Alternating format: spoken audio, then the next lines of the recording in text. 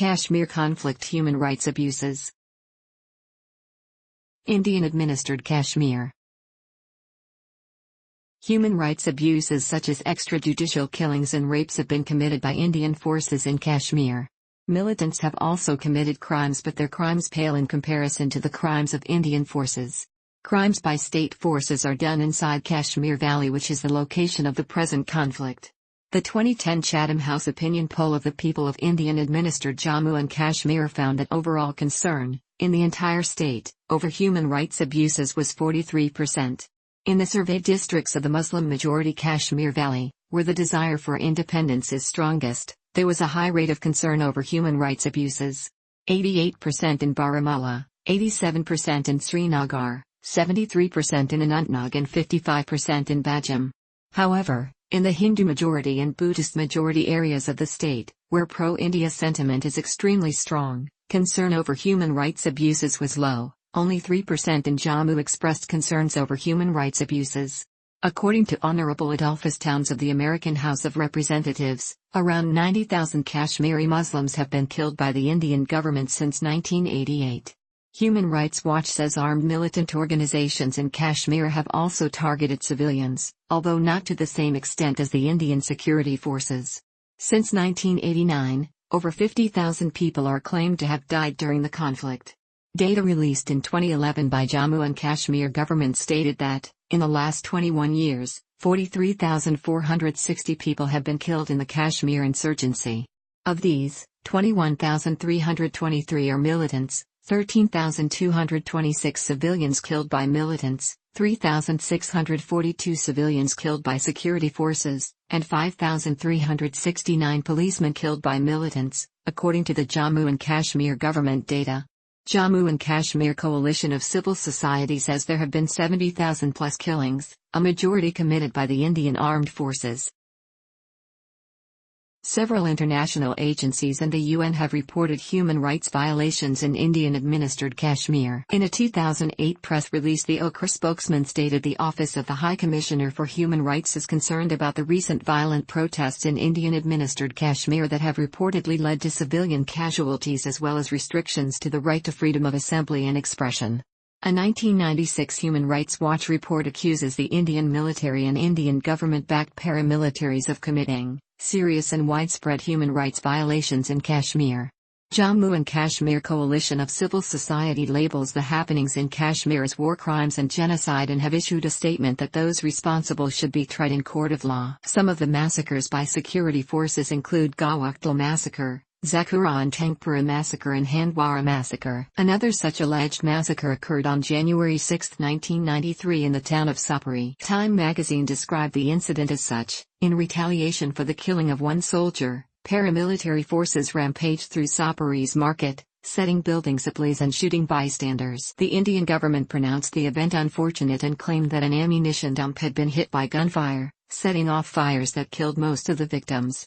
A state government inquiry into the October 22, 1993 Bijbehara killings, in which the Indian military fired on a procession and killed 40 people and injured 150, found out that the firing by the forces was unprovoked and the claim of the military that it was in retaliation was concocted and baseless. However, the accused are still to be punished. In its report of September 2006, Human Rights Watch stated, Indian security forces claim they are fighting to protect Kashmiris from militants and Islamic extremists, while militants claim they are fighting for Kashmiri independence and to defend Muslim Kashmiris from an abusive Indian army. In reality, both sides have committed widespread and numerous human rights abuses and violations of international humanitarian law, or the laws of war. Many human rights organizations such as Amnesty International and Human Rights Watch, HRW, have condemned human rights abuses in Kashmir by Indians such as extrajudicial executions, disappearances, and torture. The Armed Forces Special Powers Act grants the military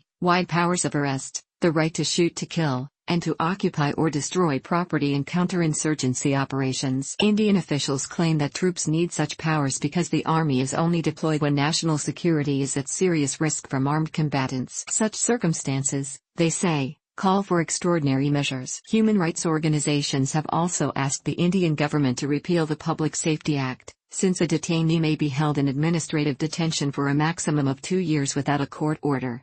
A 2008 report by the United Nations High Commissioner for Refugees determined that Indian-administered Kashmir was only partly free. A recent report by Amnesty International stated that up to 20,000 people have been detained under a law called AFSPA in Indian-administered Kashmir. Some human rights organizations have alleged that Indian security forces have killed hundreds of Kashmiris through the indiscriminate use of force and torture, firing on demonstrations, custodial killings, encounters and detentions. The government of India denied that torture was widespread and stated that some custodial crimes may have taken place but that these are few and far between. According to cables leaked by the WikiLeaks website, U.S. diplomats in 2005 were informed by the International Committee of the Red Cross, ICRC, about the use of torture and sexual humiliation against hundreds of Kashmiri detainees by the security forces. The cable said Indian security forces relied on torture for confessions and that the human rights abuses are believed to be condoned by the Indian government. SHRC also accused Indian Army of forced labor. There have been claims of disappearances by the police or the army in Kashmir by several human rights organizations. Human rights groups in Kashmir have documented more than 300 cases of disappearances since 1990, but lawyers believe the number to be far higher because many relatives of disappeared people fear reprisal if they contact a lawyer. In 2016, Jammu and Kashmir Coalition of Civil Society said there are more than 8,000 forced disappearances. State Human Rights Commission,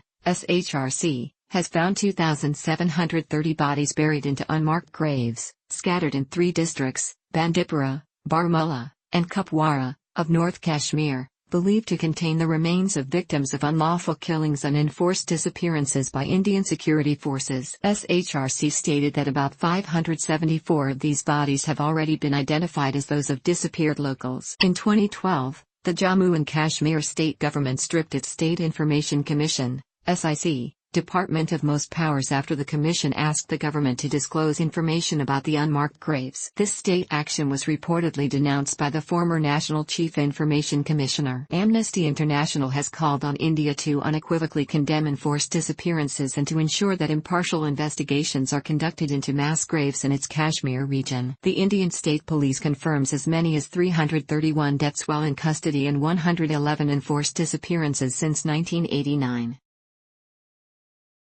A report from the Indian Central Bureau of Investigation, CBI, claimed that the 7 people killed in 2000 by the Indian military were innocent civilians. The Indian Army has decided to try the accused in the General Court-Martial. It was also reported that the killings that were allegedly committed in cold blood by the Army were actually in retaliation for the murder of 36 civilians, Sikhs, by militants at Chhattisgarh in 2000. The official stance of the Indian Army was that, according to its own investigation, 97% of the reports about human rights abuses have been found to be fake or motivated. However, there have been at least one case where civilians have been killed in fake encounters by Indian Army personnel for cash rewards. According to a report by Human Rights Watch, Indian security forces have assaulted civilians during search operations, tortured and summarily executed detainees in custody and murdered civilians in reprisal attacks. Rape most often occurs during crackdowns, cordon and search operations during which men are held for identification in parks or schoolyards while security forces search their homes. In these situations, the security forces frequently engage in collective punishment against the civilian population,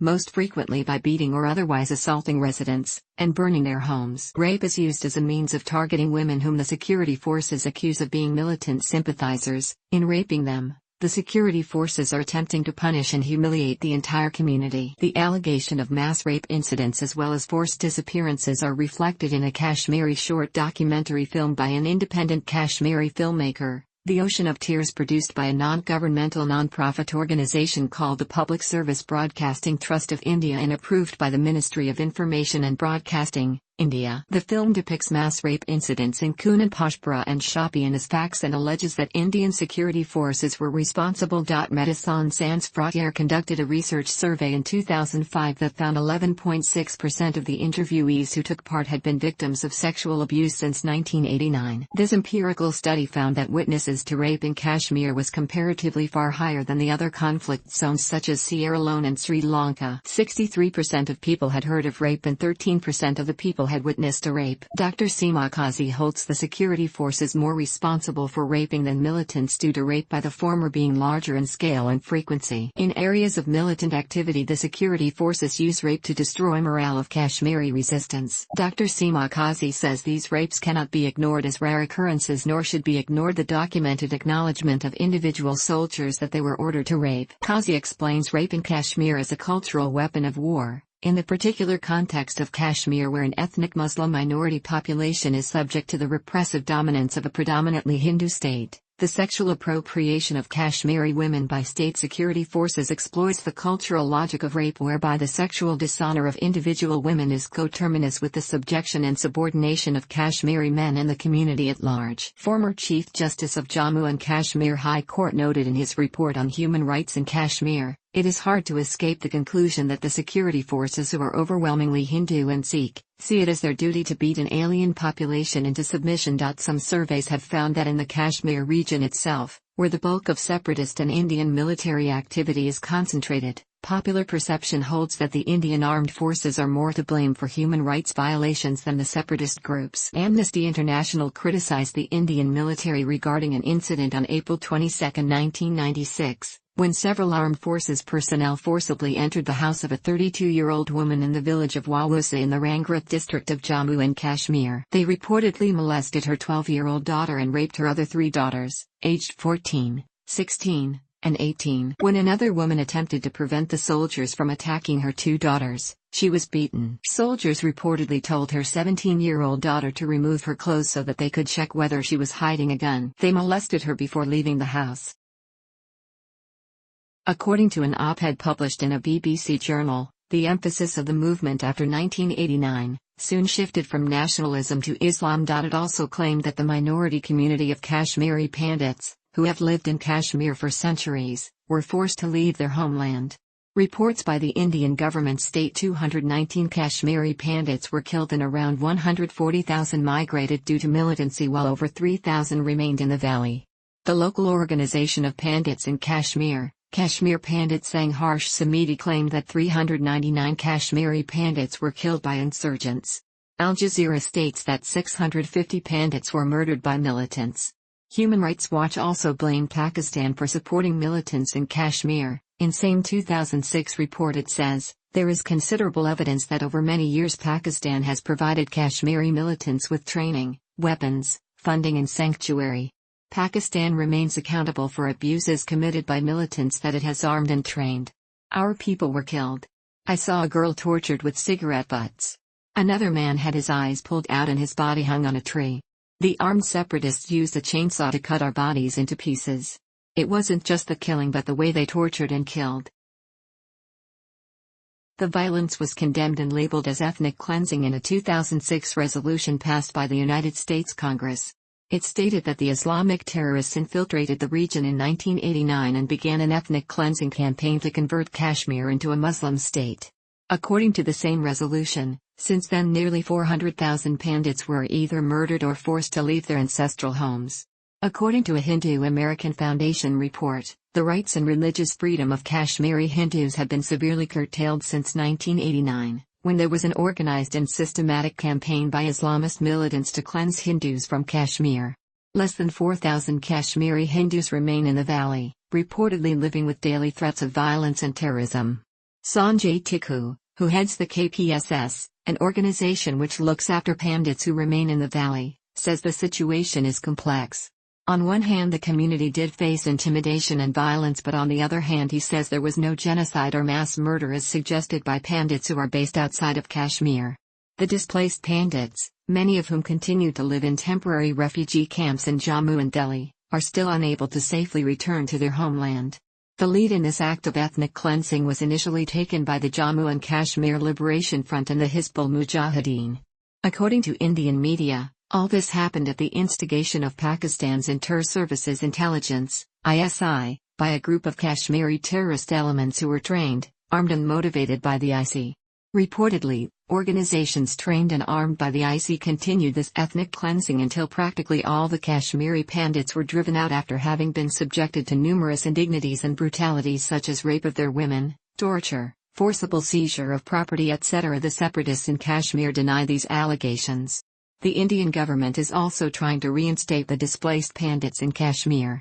Tahir, the district commander of a separatist Islamic group in Kashmir, stated, "We want the Kashmiri Pandits to come back.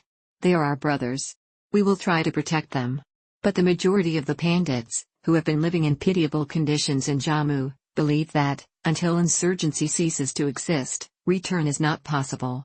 Mustafa Kamal, brother of Union Minister Farooq Abdullah, blames security forces, former Jammu and Kashmir Governor Jagmohan and PDP leader Mufti Saeed for forcing the migration of Kashmiri Pandits from the valley.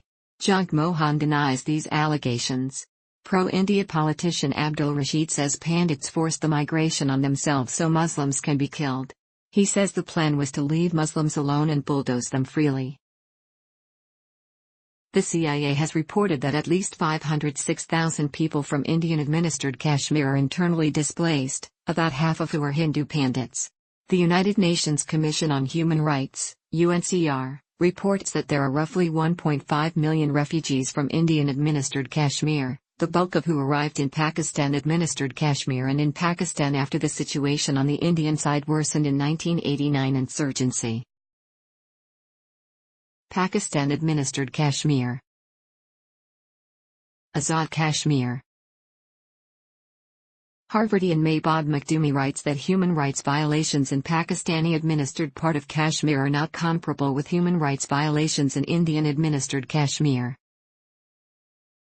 The 2010 Chatham House opinion poll of Azad Kashmir's people found that overall concerns about human rights abuses in Azad Kashmir was 19%. The district where concern over human rights abuses was greatest was Pimber, where 32% of people expressed concern over human rights abuses. The lowest was in the district of Sudanoti, where concern over human rights abuses was a mere 5%. Claims of religious discrimination and restrictions on religious freedom in Azad Kashmir have been made against Pakistan. The country is also accused of systemic suppression of free speech and demonstrations against the government. UNHCR reported that a number of Islamist militant groups, including Al-Qaeda, operate from bases in Pakistani-administered Kashmir with the tacit permission of IC. There have also been several allegations of human rights abuse. In 2006, Human Rights Watch accused IC and the military of systemic torture with the purpose of punishing errant politicians, political activists and journalists in Azad Kashmir. According to Brad Adams, the Asia director at Human Rights Watch, the problems of human rights abuses in Azad Kashmir were not rampant but they needed to be addressed, and that the severity of human rights issues in Indian-administered Kashmir were much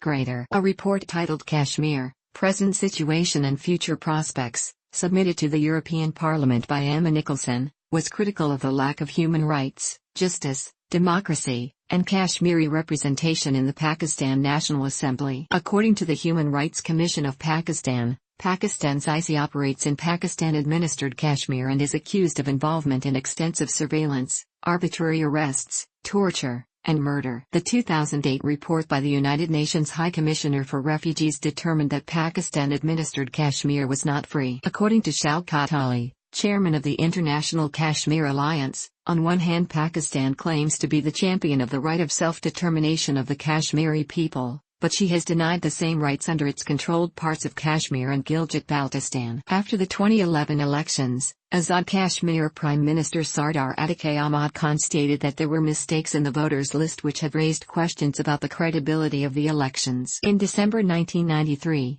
the blasphemy laws of Pakistan were extended to Pakistan-administered Kashmir. The area is ruled directly through a Chief Executive Lieutenant Gen. Mohammad Shafiq, appointed by Islamabad with a 26-member Northern Areas Council. UNCR reports that the status of women in Pakistani-administered Kashmir is similar to that of women in Pakistan. They are not granted equal rights under the law, and their educational opportunities and choice of marriage partner remain circumscribed. Domestic violence, forced marriage, and other forms of abuse continue to be issues of concern. In May 2007, the United Nations and other aid agencies temporarily suspended their work after suspected Islamists mounted an arson attack on the home of 2 aid workers after the organizations had received warnings against hiring women. However, Honor killings and rape occur less frequently than in other areas of Pakistan. Scholar Sumantra Bose comments that the uprising remained restricted to the Indian side and did not spill over into Pakistani-administered Kashmir despite a lack of democratic freedoms on the Pakistani side. Bose offers a number of possible explanations for this. Azad Kashmir's strong pro-Pakistan allegiances and a relatively smaller population are suggested as reasons. But Bose believes that a stronger explanation was that Pakistan had itself been a military bureaucratic state for most of its history without stable democratic institutions. According to Bose,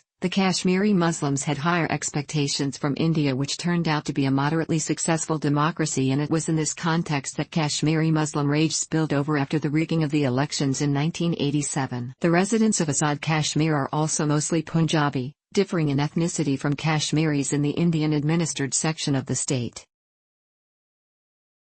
Gilgit-Baltistan. The main demand of the people of Gilgit-Baltistan is constitutional status for the region as a fifth province of Pakistan. However, Pakistan claims that Gilgit-Baltistan cannot be given constitutional status due to Pakistan's commitment to the 1948 UN resolution. In 2007, the International Crisis Group stated that almost 6 decades after Pakistan's independence, the constitutional status of the federally administered northern areas, Gilgit and Baltistan, once part of the former princely state of Jammu and Kashmir and now under Pakistani control, remains undetermined, with political autonomy a distant dream. The region's inhabitants are embittered by Islamabad's unwillingness to devolve powers in real terms to its elected representatives, and a nationalist movement, which seeks independence, is gaining ground. The rise of sectarian extremism is an alarming consequence of this denial of basic political rights. A 2-day conference on Gilgit-Baltistan was held on 8–9 April 2008 at the European Parliament in Brussels under the auspices of the International Kashmir Alliance. Several members of the European Parliament expressed concern over human rights violations in Gilgit-Baltistan and urged the government of Pakistan to establish democratic institutions and the rule of law in the area.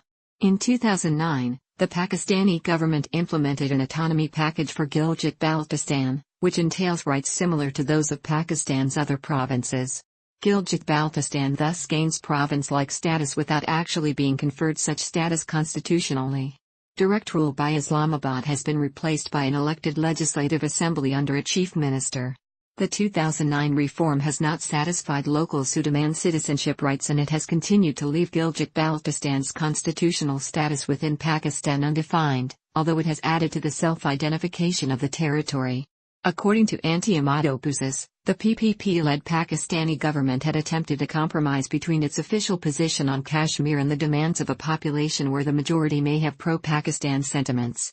There has been criticism and opposition to this move in Pakistan, India, and Pakistan-administered Kashmir. The move has been dubbed a cover-up to hide the real mechanics of power, which allegedly are under the direct control of the Pakistani federal government. The package was opposed by Pakistani Kashmiri politicians who claimed that the integration of Gilgit-Baltistan into Pakistan would undermine their case for the independence of Kashmir from India. 300 activists from Kashmiri groups protested during the first Gilgit-Baltistan Legislative Assembly elections, with some carrying banners reading "Pakistan's expansionist designs in Gilgit-Baltistan are unacceptable." In December 2009, activists from nationalist Kashmiri groups staged a protest in Muzaffarabad to condemn the alleged rigging of elections and the killing of an 18-year-old student.